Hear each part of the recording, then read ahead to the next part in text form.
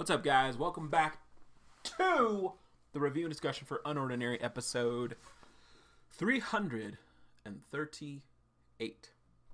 So,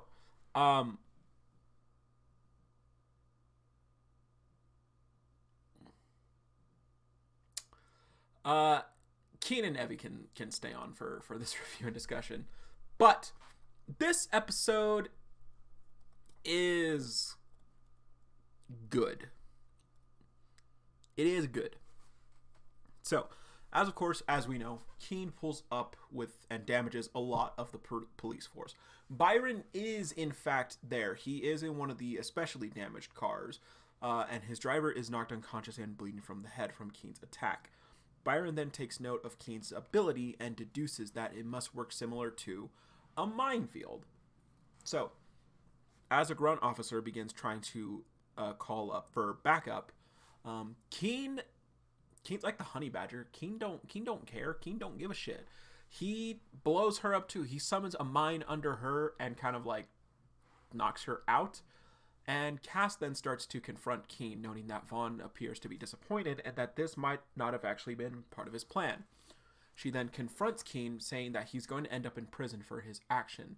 But Keen says he doesn't plan on staying.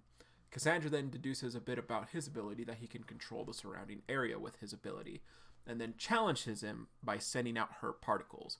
Now, some officers try to ambush Keen, but nah. They big dedge. Cass sees that and is like, you idiot. He can sense attacks. You can't try to ambush him so like abruptly like that. Keen slams him into the ground, summons an explosion under him. Meanwhile, Cass creates a few particle blades that Keen manages to avoid, but gets caught by a beam from another officer.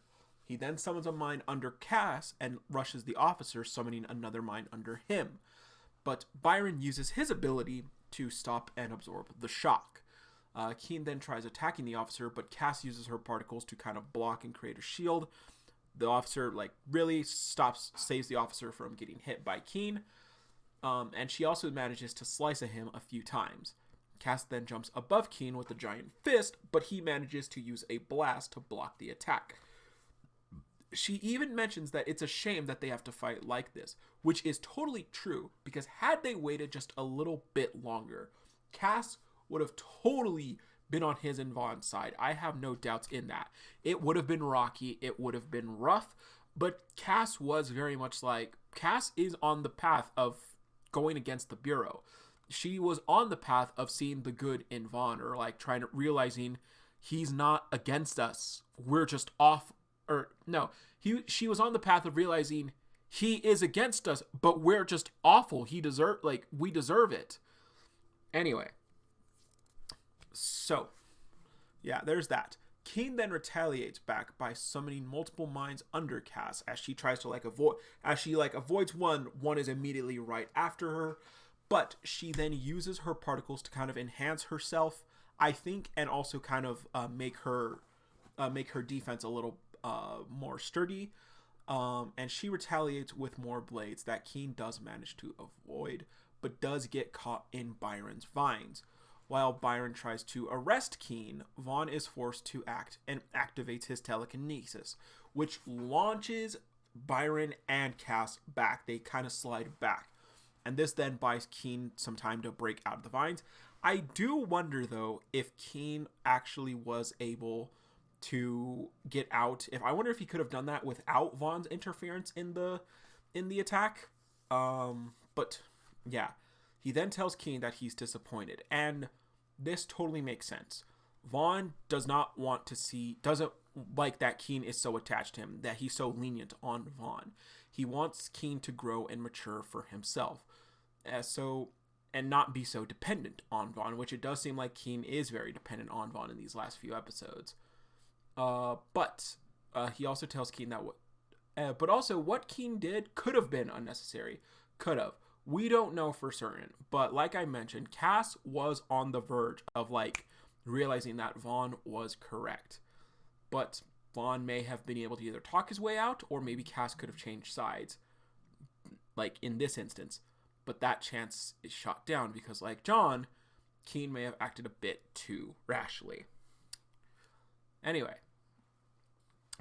Keen then kind of like laughs back and kind of like, really? Like, come on, I saved you. I am curious how that's going to play out with their relationship. Kind of cutting ahead to the end of this episode, they do manage to get away. But I am curious if we're going to get a scene where kind of they're talking about it and Vaughn kind of tells Keen, like, hey, no, seriously, what you did, that was unacceptable. I do wonder if there is going to be like some sort of like, not retaliation, but shoot, what is the word? Basically, I wonder if Vaughn is gonna like give a stern talking to Keen, like kind of like he said, he is disappointed with Keen's actions. So I wonder if there is going to be some kind of repercussion on Vaughn's side to Keen. But anyway, Cass then tells Vaughn to get back to the car, but he retorts that that is no longer an option, and that he realizes and that he has and destroyed. That's no longer an option that he has. Cass then tries to like kind of launch more blades at him, but he destroys them easily. Vaughn then tells Cass that he did intend to solve things peaceably. And after this, he sees it's no longer plausible, and he then apologizes. He just says, kind of offhanded, like, for anyone the Bureau may have lost. I feel like that's kind of messed up, actually, because of how casually he said it and how offhanded it was. He is someone who's seen firsthand, like, the Bureau's cruelty and everything, so the fact that he just kind of, like, brushes this off, like, hey, I'm sorry for the people you lost tonight, I do look at that and I'm kind of like, damn, bro, that's kind of cold. But Cass then tries to stop them, but Byron stops her and tells her that their reinforcements will handle Keen and Vaughn. For now, they have to tend to the wounded. Which, as Byron goes to do that, Cass then retorts to herself that it's rich to hear something like that from a murderer like Byron. And like I said before, the seeds of doubt within Cass have been planted. Now they're starting to grow. Now, because she knows. So I definitely do think that this is going to be further evidence that Cass is on her way to becoming an ally to everyone, if she doesn't get offed in the process, unfortunately, because that can also totally happen. But yeah, we lastly cut to a fancy house with an older woman named Sylvia, who's receiving a call from a man named Emmett with the Bureau. I don't think we've met an Emmett before. It did sound familiar, but it pulled up nothing in the wiki. Anyway, he informs her that Vaughn has been removed, and for the time being, they need her to come out of retirement. And just like that, the old headmistress has been partially revealed. We still don't know her eye color. We know her hairstyle. We've seen we haven't seen her main face, but we have seen a big silhouette, and we do know that she is the woman that we've seen before. I believe when Kuyo or Cassandra were talking about her. Anyway, we don't get a face, but it is the same woman that was mentioned, and she does say anything for the Bureau. And guys, I'm going to say it right now. We got a snake in the grass. This lady cannot be trusted. Cannot be trusted. Absolutely not. But who knows? Anyway, we do get stat sheets for Keen and for Vaughn. Keen is a 6.6 minefield, and Vaughn is confirmed to have had the same level the whole time since he left the Bureau years ago. So 7.8 with telekinesis. However, while this fight was still impressive, it was still cool, I do still kind of felt it was a bit lacking, in all honesty. It was cool to see Keen and Cassandra in action. It was cool to see the fight from the perspective of a standstill, because they were both equally level at 6.6. So neither one really triumphed the other in this fight.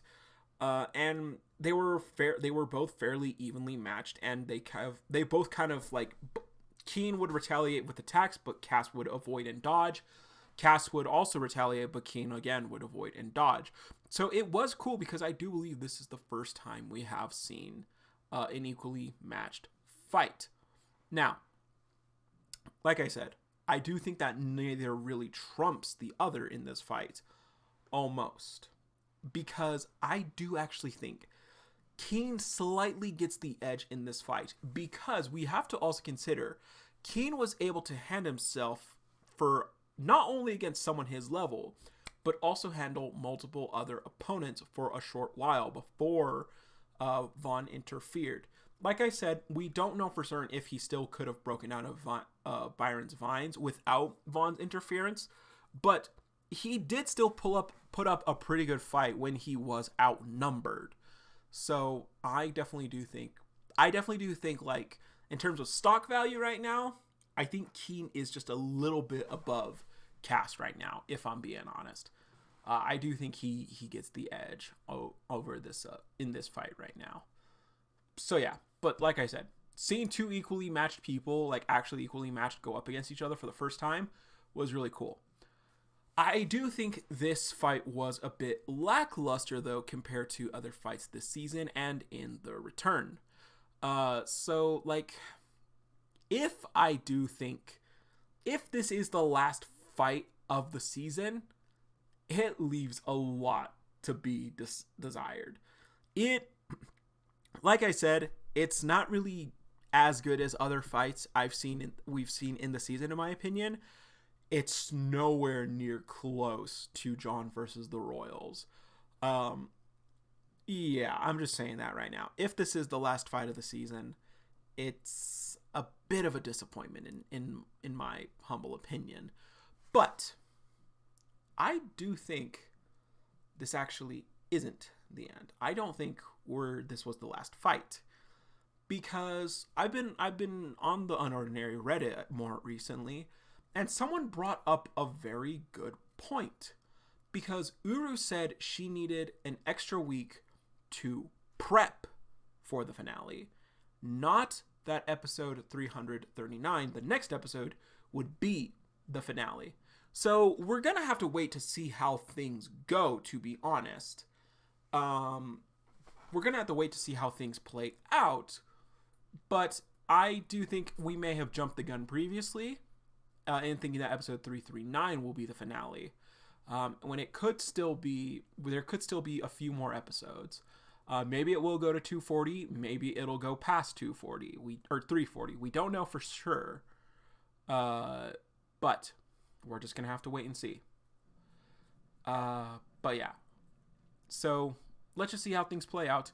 I do think the next episode we will see the change at Wellston High. We may even officially meet Sylvia or get a taste of what her demeanor actually is. Sorry, Sylvie, not Sylvia. Wait. I don't know what her name is. She's a snake in the grass. We don't give a shit about her name. Anyway, now, two things I want to talk about real quick. I've seen a lot of people seem to believe that Zeke is next in line to be the king.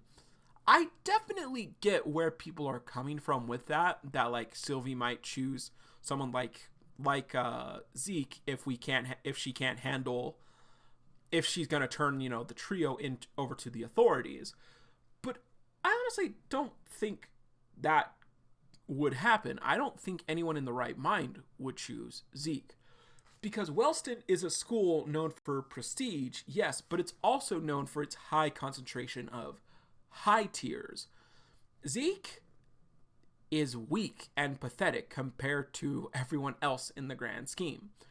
And considering that she was looking for Cassandra's replacement when Ray and Kuyo were entered high school, she told Kuyo, acquaint yourself with the Royals, blah, blah, blah.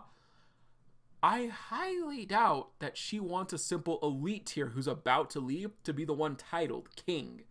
Wellston needs the appearance of not only control right now, but also strength still. And Zeke isn't that strong. Zeke is nothing. Who would pick Zeke? Zeke's not that powerful, honestly. They have the prestige of being a top school academically, but also strength-wise. And Zeke doesn't bring much to the table, if we're being honest, in addition to the fact that he's about to leave. So, I could actually see her try to control Jon to be the rightful king again. This is speculation, and I could be totally wrong, and she could just say Zeke is the king, and people will be right, and I will be wrong. I will be wrong for once. But yeah, just kind of the whole like, oh, Zeke's gonna be next to Land King. I'm thinking like, there's not really a point for him to be king, and also Zeke has no regard for being a royal right now, or even for the royals right now. He has no regard for the title of royal because he already has the status of being one of the elites of society and a member of the bureau. So yeah. Or like, Ira could just throw a major twist in the monkey wrench and have her be like Jon's family as well, be worse than Cameron, be kind of like the one who like chose to work for the bureau, the one who like said like, hey, my niece is very strong, you should take her. That could also happen, but we're gonna have to wait and see. Now, one more thing I want to bring up: Byron's ability. This is just a quick note, just a quick nitpick, honestly. But I thought about it when reading this episode. Byron's ability, botanist. According to what we've seen in the story so far, we've only seen him summon vines right now. He even specifically says that in this episode that his vines must be the key to like blocking Keen's attacks. But Cecile's ability is conjure vines. So why don't hers look like actual vines then? Why does she not have the same kind of plant motif? I don't know. It's just a thought that I have. It's honestly not a big deal, but I did just kind of think about that and just kind of go like, wait a minute. Anyway, let me know what you guys thought about this episode down below in the comments. We are going to have to wait and see till next week to see what actually happens next. Maybe next week, maybe episode 339 is actually the final episode of the season. But like I said, we're going to have to wait and see. So, this episode I would give level 7.6? 7.6 episode? Yeah, 7.6 episode. It's pretty good, honestly. Leaves a bit to be desired, though. But that will be it. And as always, see you, Space Cowboy.